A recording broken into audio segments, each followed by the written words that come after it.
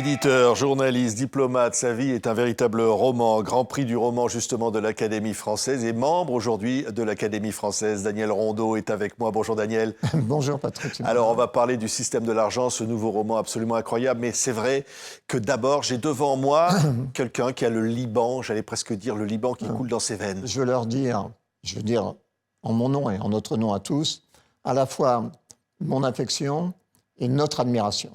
Ça fait 50 ans qu'ils sont victimes de la guerre des autres et cette fois-ci, la situation dépasse les limites. Bon, ils ont été trahis, ils n'ont pas vu venir ce problème et ils se retrouvent dans une situation extrêmement compliquée. On pense à eux et j'ai une pensée particulière pour tous les journalistes de Beyrouth et notamment pour les journalistes de L'Orient le Jour qui continuent à travailler dans cette situation difficile. Alors, c'est vrai, Daniel Rondeau, que ce livre s'appelle « Le système de l'argent ». Reste fidèle aux rêves de ta jeunesse et publié chez Grasset. C'est un livre absolument incroyable. C'est une fresque. Mais il y a beaucoup de vous, évidemment, de votre propre parcours, Daniel, de cette province, de cette ruralité qui coule en vous, de cette enfance dans les usines que vous avez vécue avant de devenir un grand écrivain. Et au fond, c'est quelque part raconter ce monde qui ne veut pas mourir.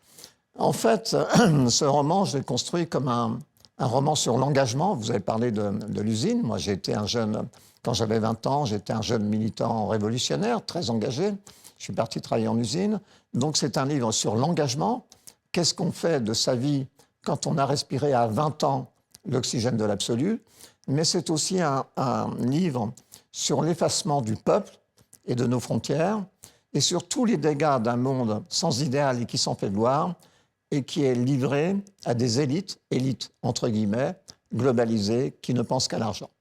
Une autre question arrive tout de suite, parce qu'elle concerne notre pays, c'est à quel moment ce pays magnifique qu'est la France a-t-il commencé à se foutre en l'air? Oui, la France se fout en l'air. Vous dites ça, Daniel Rondeau? Non, elle se fout en l'air, mais il y a des gens qui l'aident, si vous voulez. Je pense que ce système de l'argent qui contrôle notre vie avec une technologie hyper puissante et hyper sophistiquée, en fait, a pris la place des institutions démocratiques. C'est-à-dire qu'on a une petite élite qui tient les cordons des finances internationales, qui contrôle de façon non démocratique la vie des peuples, notamment la vie des peuples européens et notamment la vie du peuple français. Oui. Alors, ce livre, c'est une fiction, mais au fond, c'est vraiment basé sur la réalité. Faut imaginer un type qui va faire des espèces de zones franches réservées aux ultra-riches et qui va trouver, pour réussir cette espèce de rêve fou et morbide, au fond, le soutien d'un ancien 68ard, d'un type qui a renoncé à tous ses idéaux. Oui, il a renoncé à tous ses idéaux. Il a commencé par faire un peu de commerce de livres volés, donc il avait bonne conscience, il se prenait pour Robin des Bois, vous voyez. Mais en fait, il ne va pas s'apercevoir qu'il va être gangréné lui-même par l'argent et par le système de l'argent. Donc il va se mettre, et il ne croit plus en rien. C'est un ancien 68ard qui a renoncé à tous ses idéaux, comme vous le dites, donc il ne croit plus en rien, il est devenu complètement nihiliste. Et c'est pour ça que ce jeune financier de la tech et de la finance internationale lui dit « T'es le type que je cherche, parce qu'un type qui ne croit plus en rien comme toi, eh bien, il va pouvoir m'aider. » C'est dingue. Mais c'est une vision terrible, Daniel Rondeau, non, mais c'est du monde, cynique, quelque part. Le nihilisme, si vous voulez, c'est quand même... On voit bien que quand je dis le peuple est invisibilisé, c'est le peuple et tout ce qu'il représente. Son mode de vie, ses croyances, son attachement à la terre, au ciel. Il n'y a plus que ça, le peuple. Et donc, le peuple, il continue à croire, lui. Oui, donc, il résiste au fond, parce qu'il y a ça aussi dans le bouquin. Il continue à croire en son pays. Oui, il continue à croire en notre pays, alors que toutes ces élites globalisées, elles sont sans Dieu, ni maître, sans patrie, ni frontières. Oui, et ces élites mondialisées dont vous parlez, elles se disent au fond, le peuple va obtempérer. Le peuple est à bout de souffle. Oui, c'est-à-dire qu'elles l'effacent. Elles ne le voient pas. Elles font comme s'il n'existait pas. Or, j'ai écrit ce livre pour rendre ce peuple invisibilité, pour lui rendre son existence, pour lui rendre sa vie. et pour montrer que lui, le peuple, peut résister. Oui, c'est au fond un appel. C'est quoi, Daniel? Ben déjà, bien sûr, c'est de la littérature. C'est pas un engagement politique, si vous voulez, mais quand même, je pense qu'il faut dire la vérité qu'aujourd'hui, seule la fiction peut dire vraiment la réalité. On voit bien que dans tous les pays totalitaires, on a toujours voulu cacher la réalité. En URSS, on maquillait les façades des maisons, des villages, pour que les visiteurs étrangers puissent admirer les bienfaits de la... C'était parfois des écrivains connus qui venaient admirer tout ça, oui. Donc, c'est ce qu'on appelait les villages Potemkin. Chaque monstre, chaque époque invente ses monstres. Et aujourd'hui, ce sont des monstres de la finance qui jettent un vernis séduisant sur toute notre société et qui cachent la réalité du peuple dont ils n'ont pas besoin. D'ailleurs, qu'est-ce qu'il veut faire, mon jeune financier de la tech, là? Oui. Et lui, il veut prendre un morceau de la France, il l'achète, il va acheter des bureaucrates français, de la nomenclatura française, il va les mettre à sa solde pour qu'ils se construisent un paradis pour ultra-riches. Oui, et alors, en lisant ce livre, évidemment, il ne faut pas raconter la fin, mais est-ce qu'à un moment donné, à créer des monstres comme ça, comme ce que vous dites, on finit pas par être à la fois dévoré par les monstres que l'on crée? Ce que je pense, c'est que la fiction, le roman, peut faire vivre, peut montrer la réalité de ce peuple et montrer qu'il y a quand même, subsiste chez nous, ce qu'on pourrait appeler quelque chose qui est invisible, qui est l'âme française. Qu'est-ce que c'est que l'âme française? On n'en sait rien. Mais en fait, on devine bien que c'est une sorte de mélange de courage, de fraternité, de mémoire, d'histoire, de saint langage. Et cette âme française, malgré le poids de l'élite financière sur notre pays, elle existe toujours, elle résiste, et c'est notre oxygène pour le futur. Non, mais vous êtes certain qu'elle va perdurer? Parce qu'au fond, il y a des coups de boutoir, c'est ce que vous décrivez de cette élite mondialisée. Je suis optimiste. Je suis optimiste. Je ne peux pas penser que la France... Naturellement, on est dans une période charnière de notre... On voit bien... Parce qu'en fait, ces élites mondialisées, ils ont trouvé des alliés. Ce sont les gentlemen de Davos, c'est parfois la Commission européenne. Donc, ils se sont ligués, si vous voulez, pour ne plus tenir compte et ne plus voir les aspirations de ceux qui nous entourent, du peuple français. Donc, mais je crois que tout cela n'est pas joué. Et c'est à nous, de même que ces élites ont gommé notre héritage. On a un héritage extraordinaire, nous, Européens. Je suis un patriote français, je suis un patriote européen. L'Europe était un continent qui ne ressemblait pas aux autres. Pourquoi? Pour deux raisons. D'abord, c'était une Europe formée par la religion. Et d'autre part, un continent formé aussi par le roman, par la littérature. Tout ça nous avait rendus différents des autres. Nous avons fait comme si, nos élites ont fait comme si on pouvait se passer de tout ça pour vivre dans un monde globalisé où la nation n'avait plus d'importance. Ils se trompent.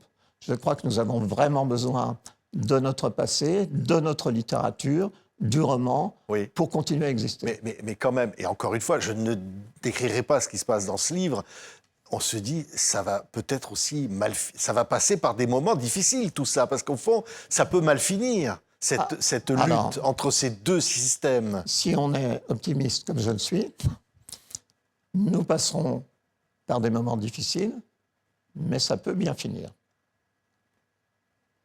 C'est-à-dire que, bien évidemment, il va falloir résister à ce rouleau compresseur. Mais ce rouleau compresseur, il est là depuis longtemps. Si vous voulez, nos élites, on voit bien qu'on est aujourd'hui dans un pays, il y a une crise de gouvernement. C'est comme si ceux qui étaient au pouvoir n'arrivaient plus à gouverner, comme s'ils avaient perdu le secret de la gouvernance nationale. Bon, on voit bien qu'on a une dette abyssale, qu'on a le sentiment d'appartenance nationale disparaît, que le rapport au travail est différent. Nous sommes dans une mauvaise passe, comme on dirait, une mauvaise passe de la mer est démontée autour de nous. Mais je crois que si nous pensons réellement à ce que nous sommes, à qui nous sommes, nous allons nous en sortir. Oui, c'est drôle, Daniel Rondeau.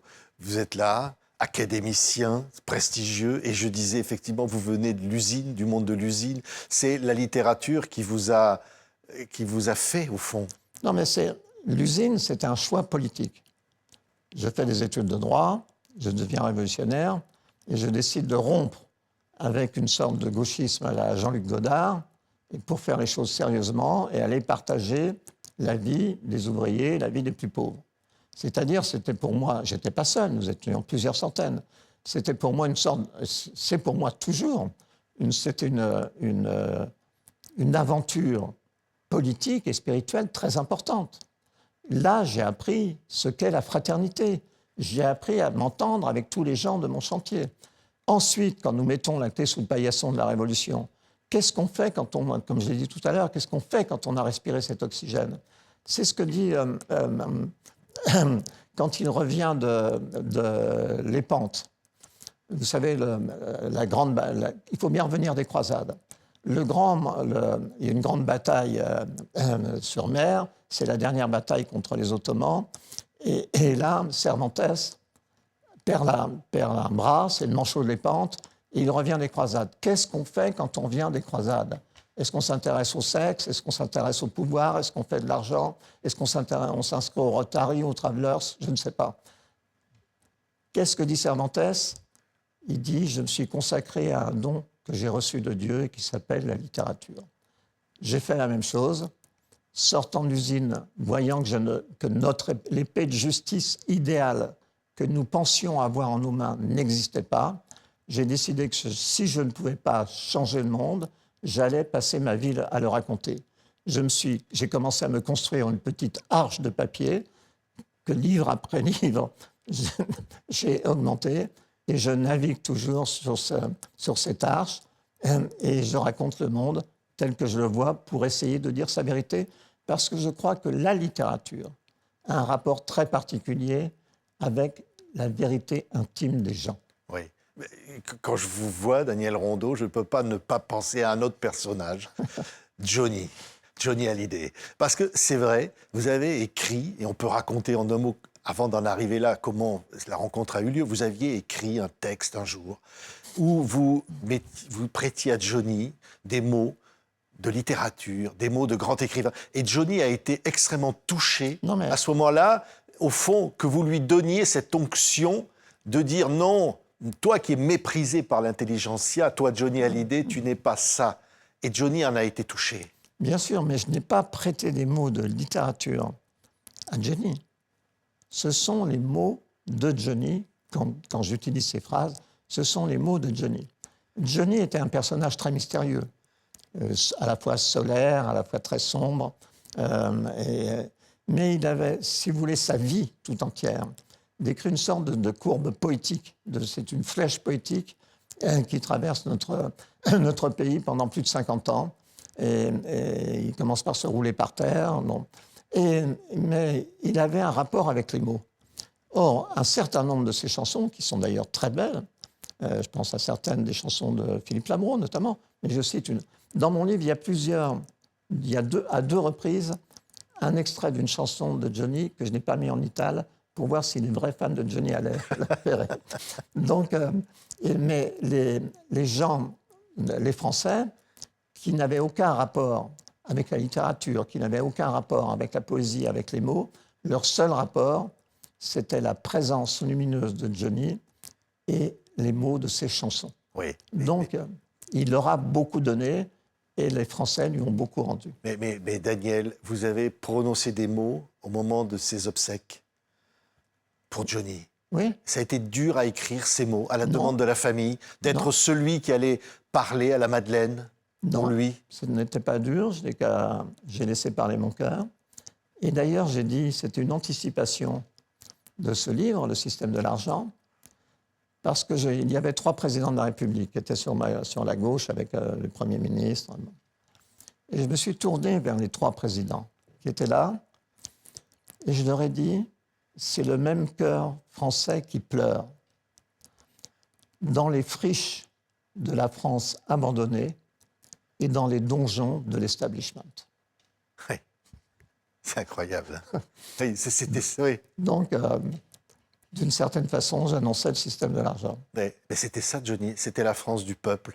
La France France du peuple, populaire. et il C'était avait- une France oubliée, au fond, à qui bien il évidemment. donnait une forme de fierté. Johnny rendait ces gens fiers. Exactement, bien sûr. Et par ailleurs, il a réuni tout le monde. Il a réuni tous les Français. Parce qu'il a réuni aussi les classes aisées. Il a trouvé l'establishment s'est mis à aimer Johnny. Oui. Non. Ça a pris du temps, mais Oui. on l'a un peu aidé. Mais... Oui, mais c'est vrai, Daniel, que on peut dire, vous l'avez rencontré un jour, vous demandiez une interview avec lui dans des coulisses, c'était pas possible, et puis finalement, il va vous dire, tiens, viens voir, toi. Non, Et là, il y a un truc qui va se passer entre vous. Oui, un lien mystérieux qui s'est créé. C'était au milieu des années 70. Et je sortais de l'usine, j'avais commencé à écrire mon premier livre. J'avais publié mon premier livre, Chagrin Lorrain, parce que j'ai toujours écrit sur le peuple. J'ai écrit sur les ouvriers, j'ai écrit sur ma famille, mes parents, petit vigneron de Champagne, instituteur, et j'ai toujours écrit sur la France. Johnny fait partie de la France, bien évidemment, comme le général de Gaulle, comme Brigitte Bardot, comme les Français libres, sur lesquels j'ai aussi beaucoup écrit. Donc, et Johnny, il s'est passé quelque chose et on ne s'est jamais quitté. Oui. C'était immédiat. Il vous donne une interview et il vous dit, qu'est-ce que tu fais après? Viens, on va aller dans un courte paille. J'avais un petit... Dans un courte paille, vous allez manger. C'était le seul endroit qu'il avait pu trouver ouvert à 1h30 du matin. Dans une zone commerciale désaffectée. Et c'est là qu'on rencontre Johnny. Et qu'on ne se quitte pas. Ouais. Et alors après, qu'est-ce qui s'est passé? Vous vous appeliez à tout moment, vous avez passé des nuits ensemble. On a passé quelques nuits homériques ensemble, mais on ne s'est jamais quittés, on s'est parlé. Quand je publiais dans La Marche du Temps, je suis allé à Marne-la-Coquette pour lui lire un chapitre de La Marche du Temps. Donc, je lui expliquais ce que j'écrivais, ce que je faisais, pourquoi. Et lui me parlait de ses chansons. Oui.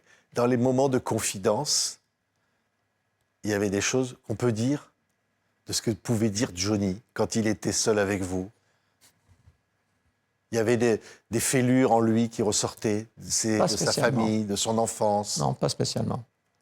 On ne parlait pas tellement de... C'était pas son sujet préféré. Johnny, c'est quelqu'un qui travaillait tout le temps. Et en fait, il avait toujours essayé d'avoir une longueur d'avance sur tout. Donc, il réfléchissait toujours à ce qu'il allait faire. C'était ça qui le préoccupait. Oui. Vous l'avez vu malade? Ça a été oui, difficile. bien sûr. Je suis allé assister à son avant-dernier concert. Il a chanté magnifiquement. C'était à Dijon. Et il était vraiment très, très mal. Le concert a été amputé d'une demi-heure. Et j'étais avec ma femme, Noël, et on ne voulait pas aller le voir après pour ne pas le déranger, parce qu'il était en traitement, il respirait de l'oxygène. Et en fait, il a exigé qu'on reste pour qu'on vienne le voir. Ah oui. Après. C'est la dernière fois que vous l'avez vu? C'est la dernière fois que je l'ai vu vivant. Oui. C'est quelque chose qu'on ne peut pas oublier? Non, il fait partie des hommes de ma vie. Carrément? Bah oui, j'en ai plusieurs. Oui. Les autres sont plutôt des écrivains.